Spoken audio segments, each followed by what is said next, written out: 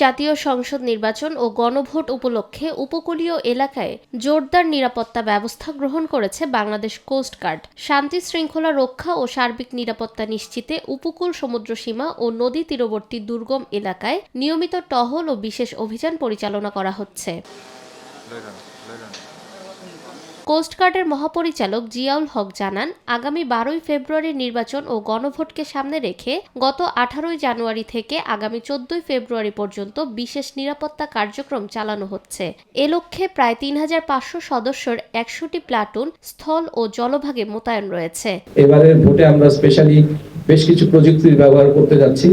আমরা ড্রোন নিয়ে আমরা অপারেট করছি, যাতে যে কোনো ধরনের গোলযোগ যদি অন্য কোথাও হয়ে থাকে সেটা আমরা আগেই ড্রোনের মাধ্যমে এটা আমাদের দৃষ্টিগোচর হয় বা এলাকাটাকে আমরা চিহ্নিত করতে পারি। এছাড়াও আমরা যোগাযোগের জন্য স্পেশাল কিছু ইন্টারনেটের ব্যবস্থাও করছি। আমরা ভিসেট নিয়েও কোস্টগার্ড আমরা অপারেট করব।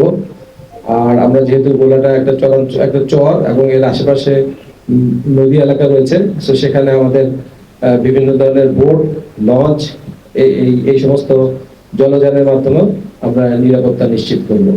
ভোলার চরাঞ্চল ও নদী বিচ্ছিন্ন দুর্গম এলাকা সহ উপকূলীয় 69টি ইউনিয়নের 332টি ভোট কেন্দ্রে নিরাপত্তা জোরদার করা হয়েছে। পাশাপাশি গোয়েন্দা নজরদারি বৃদ্ধি ও অন্যান্য আইনশৃঙ্খলা বাহিনীর সঙ্গে যৌথ টহল অব্যাহত রয়েছে।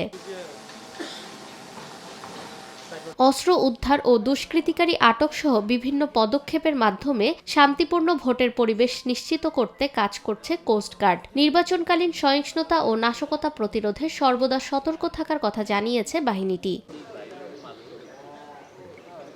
প্রেস ব্রিফিংয়ে উপস্থিত ছিলেন ভোলা জেলা প্রশাসক ও রিটার্নিং অফিসার ডাক্তার শামীম রহমান, পুলিশ সুপার শহীদুল্লাহ কাউসার সহ গণমাধ্যম কর্মীরা।